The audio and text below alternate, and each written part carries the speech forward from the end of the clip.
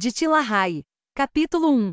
A teoria dos 4 temperamentos. Hipócrates, 460 a 370 a.C., é frequentemente chamado de pai da medicina.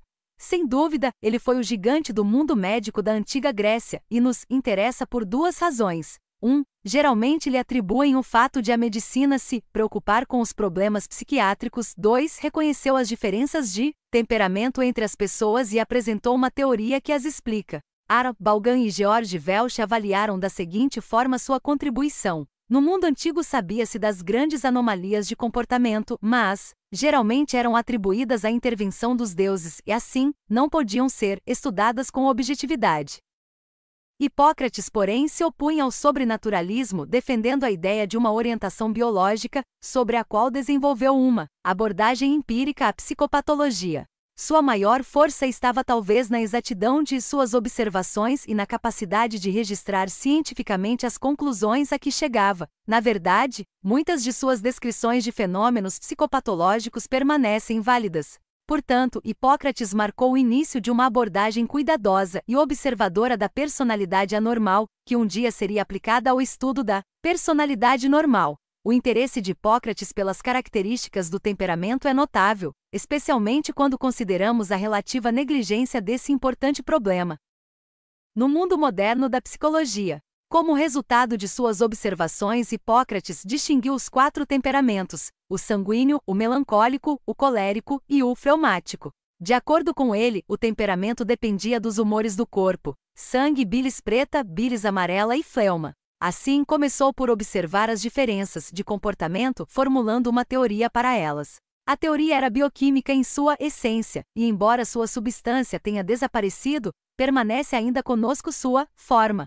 Hoje, porém, falamos de hormônios e outras substâncias bioquímicas em vez de humores, substâncias que podem induzir ou afetar o comportamento observado. Os romanos pouco fizeram na área do intelectualismo criativo, contentando-se em perpetuar os conceitos dos gregos. 1 século e meio após o imperador romano Constantino tornar o cristianismo religião oficial em 312 d.C., esse império desmoronou, dando início à Idade das Trevas. Consequentemente, poucas alternativas ao conceito de Hipócrates foram oferecidas até o século XIX. Foram poucos os estudos feitos na área da personalidade a ponto de H.J. Eysenck atribuir a ideia do conceito de 4 temperamentos a Galen, que o reativou no século XVII e não a Hipócrates. O filósofo alemão Immanuel Kant foi provavelmente o que mais influência teve na divulgação da teoria na Europa. Embora incompleta, sua descrição dos 4 temperamentos, em 1798, foi bem interessante. A pessoa sanguínea é alegre e esperançosa, atribui grande importância àquilo que está fazendo no momento, mas logo em seguida pode esquecê-lo. Ela tem intenção de cumprir suas promessas, mas não as cumpre por nunca tê-las levado suficientemente a sério, a ponto de pretender vir a ser um auxílio para os outros. O sanguíneo é um maldevedor e pede constantemente mais prazo para pagar. É muito sociável. Brincalhão, contenta-se facilmente, não leva as coisas muito a sério e vive rodeado de amigos. Embora não seja propriamente mau, tem dificuldade em não cometer seus pecados, ele pode se arrepender, mas sua contrição, que jamais chega a ser um sentimento de culpa, é logo esquecida. Ele se cansa e se entedia facilmente com o trabalho, mas constantemente encontra entretenimento em coisas de somenos. O sanguíneo carrega consigo a instabilidade, e seu forte não é a persistência. As pessoas com tendência à melancolia atribuem grande importância a tudo o que lhes concerne. Descobrem em tudo uma razão para a ansiedade e em qualquer situação notam de imediato as dificuldades. Nisso são inteiramente o oposto do sanguíneo. Não fazem promessas com facilidade, porque insistem em cumprir a palavra e pesar-lhes, considerar se será ou não possível cumpri-la. Agem assim, não devido a considerações de ordem moral, mas ao fato de que o interrelacionamento com os outros preocupa sobremaneira o melancólico, tornando-o cauteloso e desconfiado. É por essa razão que a felicidade lhes foge.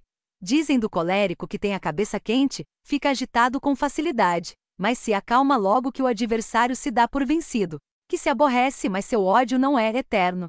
Sua reação é rápida, mas não persistente. Mantém-se sempre ocupado. Embora o faça a contragosto justamente porque não é perseverante, prefere dar ordens, mas aborrece o ter de cumpri-las. Gosta de ter seu trabalho reconhecido e adora ser louvado publicamente. Dá valor às aparências, à pompa e à formalidade, é orgulhoso e cheio de amor próprio. É avarento, polido e cerimonioso, o maior golpe que pode sofrer é a desobediência. Enfim, o temperamento colérico é o mais infeliz, por ser o que mais provavelmente atrairá oposição. Fleuma significa falta de emoção e não preguiça. Implica uma tendência a não se emocionar com facilidade nem se mover com rapidez, e sim com moderação e persistência. A pessoa fleumática se aquece vagarosamente, mas retém por mais tempo o calor humano. Age por princípio, não por instinto. Seu temperamento feliz pode suprir o que lhe falta em sagacidade e sabedoria. Ela é criteriosa no trato com os outros e, em geral, consegue o que quer, persistindo em seus objetivos, embora pareça ceder à vontade alheia. No fim do século XIX, o estudo do comportamento humano recebeu novo impulso com o nascimento da ciência denominada psicologia.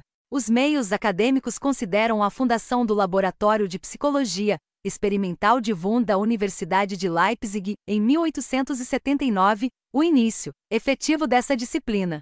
O Dr. W. Wundt muito provavelmente foi influenciado por Kant, pois também aceitava a teoria dos 4 temperamentos do comportamento humano. Ele fez exaustivas experiências, tentando relacionar esses temperamentos à estrutura do corpo, o que o levou ao estabelecimento da psicologia biotipológica, ou seja, a atribuição das características da conduta do indivíduo a seu tipo físico.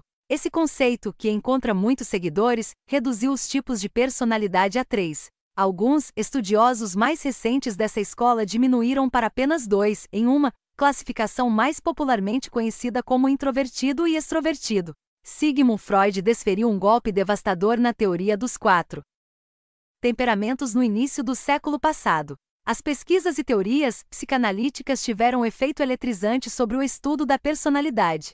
Por meio da implementação de um ponto de vista totalmente determinista, Freud e seus discípulos refletiram sua obsessão pela ideia de que o meio ambiente determina o comportamento do indivíduo.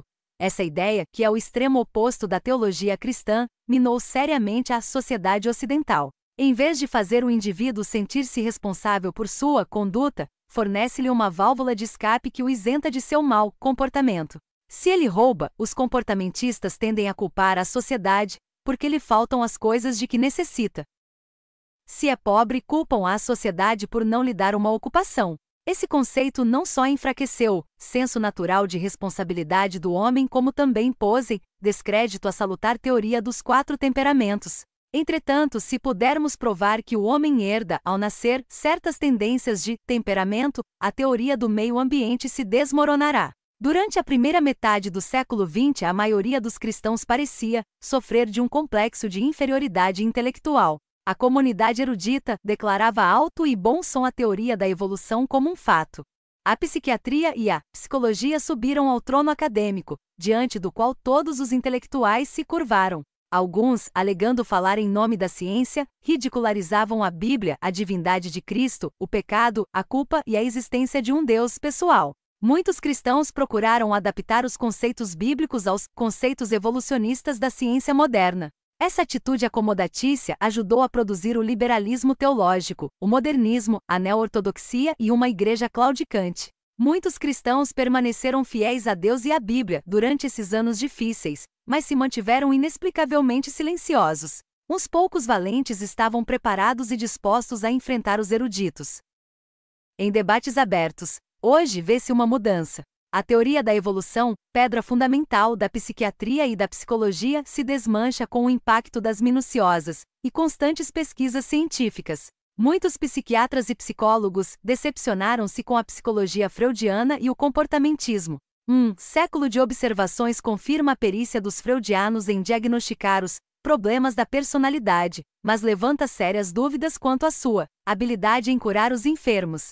Uma nova geração de psiquiatras está voltando a atenção para algumas das antigas ideias e pesquisando outras teorias. Alguns estão até mesmo enfatizando a responsabilidade do homem por seus atos, como a Bíblia nos ensina. Durante a primeira metade do século XX, apenas 2 escritores cristãos parecem ter escrito a respeito dos 4 temperamentos. Ambos eram europeus, mas suas obras foram amplamente divulgadas nos Estados Unidos. Um grande pregador e teólogo inglês, Alexander Witt, de 1836 a 1921, realizou um breve trabalho sobre os 4 temperamentos, incluído em seu The Treasury of Alexander Witt, Tesouro de Alexander Witt? Em seu The Treasury of Alexander Witt é Tesouro de Alexander Witt? Depois de ler seu excelente livro Biblische Charakters, Personagens Bíblicos, ninguém poderá duvidar de que ele foi um estudioso do tema. Entretanto, com respeito à teoria dos 4 temperamentos, a obra mais significativa de que tem o conhecimento é o Temperament and the Christian Faith, o temperamento e a fé cristã, de O. Alesby. O propósito do Dr. Alesby foi ajudar os conselheiros a reconhecer os 4 temperamentos por meio de descrições detalhadas de suas características, a relacioná-los entre si e resolver os problemas típicos de cada um deles. Meu livro Temperamento Controlado pelo Espírito foi inspirado na leitura dessa obra.